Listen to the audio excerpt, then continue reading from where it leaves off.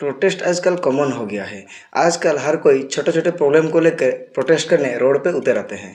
ऐसे बहुत प्रोटेस्ट होते हैं जिनका ढंग से सिर पे नहीं होता।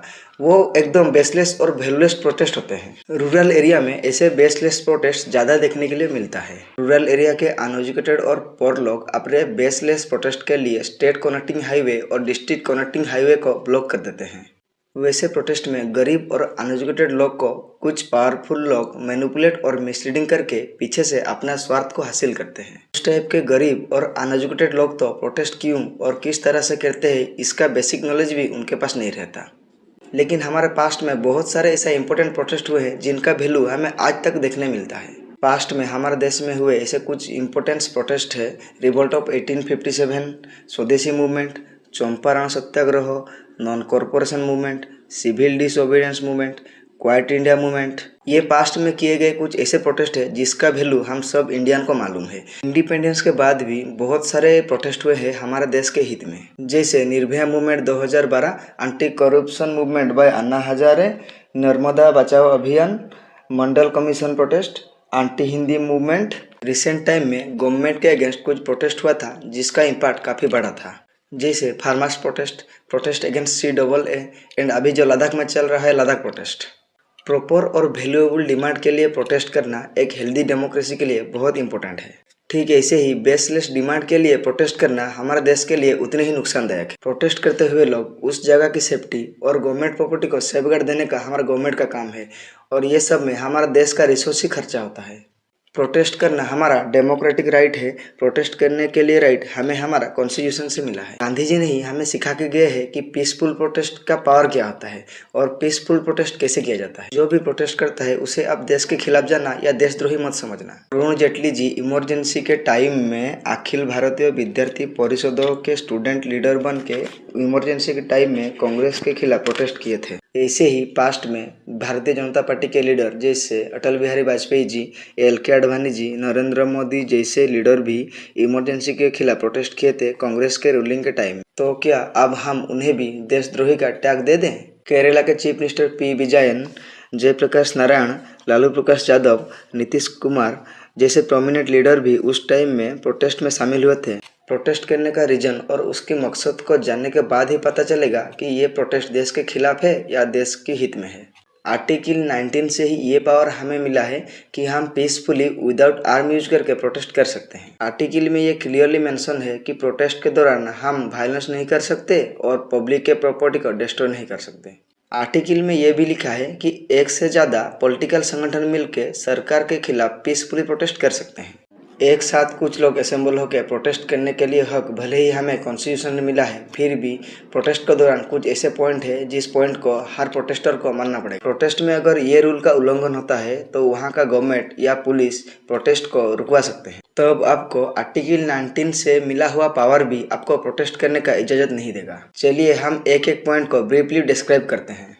Security of state. अगर आपका प्रोटेस्ट से किसी स्टेट का सिक्योरिटी में प्रॉब्लम आता है तो गवर्नमेंट आपका प्रोटेस्ट को रुकवा सकता है फोर्सफुली।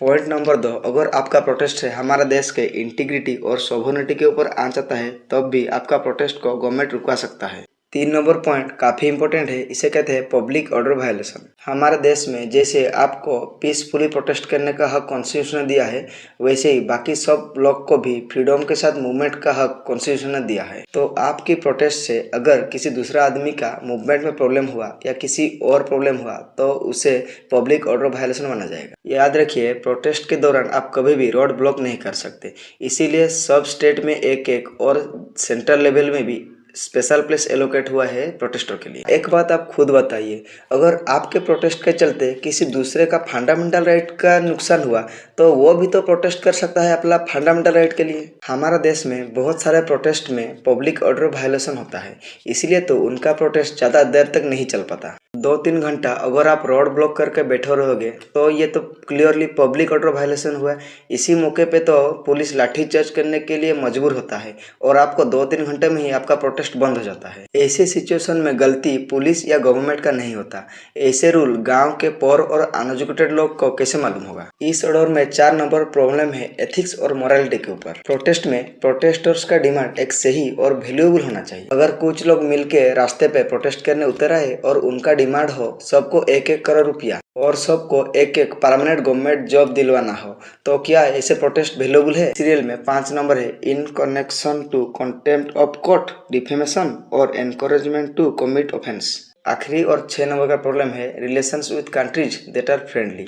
प्रोटेस्टर्स सिर्फ ऐसे देश को मुद्दा बनाकर प्रोटेस्ट नहीं कर सकते जिस देश से हमारा अच्छे संबंध हो। ऐसे होगा तो हमारा देश का ग्लोबल रिलेशनशिप का दर्जा उठ जाएगा। तो जिसको भी फ्यूचर में प्रोटेस्ट करना हो या ऐसा कुछ सिचुएशन आए कि प्रोटेस्ट करना पड़े, तो ये सब रूल को मद्देनजर रखते हुए प्रोटेस्ट करना, तो आपका प्रोटेस्ट को कोई रुकवा नहीं सकता और ऐसे आपका प्रोटेस्ट स्ट्रॉन्ग और इफेक्टिव होगा।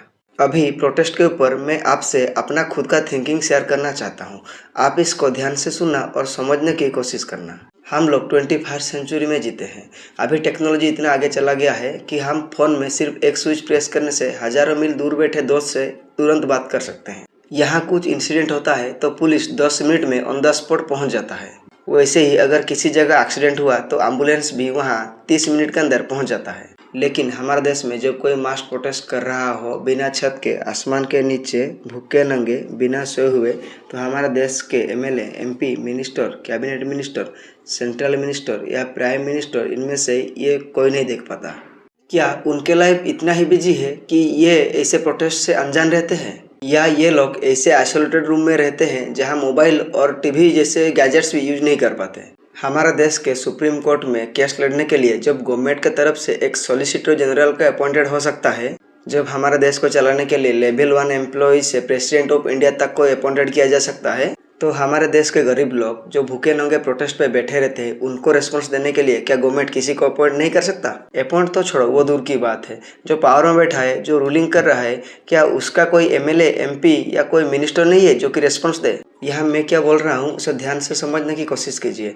मैं नहीं बोल रहा हूँ कि गवर्नमेंट प्रोटेस्टर की डिमांड को फुलफिल करे, लेकिन कम से कम उनको रेस्पॉन्स तो देना चाहिए। गवर्नमेंट चाहे तो ऐसे एक कमेटी का भी फॉर्मेशन कर सकता है जो कि इन टाइम प्रोटेस्टर को रेस्पॉन्स दे। अगर वाकई प्रोटेस्टर्स का डिमांड इलॉजिकल और बेसलेस होगा तो इसे कमेटी उसके साथ ओपन डिबेट करेगा और ये डिबेट हमारा मेन स्ट्रीम मीडिया में लिव टेलीकास्ट हो। आखिर देश के जनता का भी हक है कि वो रियल टाइम ये देखे कि आखिर गलती किसका है। अगर एक एमएलए या एमपी अपने चुनाव के टाइम में हर गली में एक रैली निकाल सकता है, तो क्या गवर्नमेंट में पावर में बैठे ये एमएलए और एमपी क्या प्रोटेस्टर्स को टाइमली रेस्पॉन्स भी नहीं दे सकते? ये लोग प्रोटेस्ट के स्पॉट में जाके भी प्रोटेस्टर से बहस कर सकते हैं और उनको गलत भी प्रूव कर सकते हैं। आप लोग देश चला रहे हैं, देश की सेवा करने के लिए बैठे हो, तो कम से कम इतना रेस्पॉन्सिबिलिटी रखो कि जो प्रोटेस्ट में बिना खाए हुए खुला आसमान के नीचे बैठा है इतना हजारों को भीड़ कम से कम आपको दिखे। पहले अपने खुद का इलेक्शन मैनिफेस्टो में लोगों से वादा किया, फिर लोगों को इग्नोर करके धोखा दिया, और आज जब प्रोटेस्ट हो रहा है तो प्रोटेस्ट भी नहीं दिखता, बिल्कुल चुप। मैं यहाँ किसी एक पार्टी को इंडिकेट करके स्पेशली नहीं बोल रहा हूँ। सब पार्टी का नेचर एक जैसा ही है। पार्टी पावर में आने के बाद उनका नेचर ऐसे ही हो जाता है। देश के गवर्नमेंट अगर ऐसा करेगा तो आप खुद से एक बार सोचो और बोलो विजय माल्या, नीरव मोदी जैसे लोग जो किए वो कितना गलत था ऐसे पॉलिटिशियन के कंपेयर में। जब यहाँ पिज्जा डिलीवरी हो सकता है 10 मिनट में, वो भी गरम गरम, तो क्या महीनों से चल रहा प्रोटेस्टर को, वो भी हजारों की भीड़ को, क्या टाइमली रिस्पॉन्स नहीं दिया जा सकता? यही सिचुएशन चल रहा है अभी लद्दाख में। वहाँ कितने लोग बिना खाए हुए हंगर फेस्ट में बैठे हैं कितना दिनों से खुला आसमान के नीचे ठंड में, लेकिन अभी तक गवर्नमेंट से ठीक से कोई रिस्पॉन्स नहीं आया। इंडिपेंडेंस के पहले गांधी जी भी जब प्रोटेस्ट करते थे तब ये बात लंदन में बैठे पॉलिटिशियन को तो दिखता था। तब का टाइम में भी वो कुछ रिस्पॉन्स तो जरूर देते थे, चाहे वो जेल में डाल देते थे या फोर्सफुली प्रोटेस्ट को बंद करवा देते थे। लेकिन आपका टाइम तो बहुत अलग है। यहाँ किसी को कुछ नहीं दिखता। टाइम पे रिस्पॉन्स तो दूर की बातें छोड़ो, अगर कोई कुछ बोल दे तो उसके अगेंस्ट ही कार्रवाई चालू हो जाएगा। वीडियो इन्फॉर्मेटिव लगा, ऐसे और वीडियो देखने के लिए हमारे साथ जुड़े रहिए और चैनल को सब्सक्राइब करके जाइए। Thank you.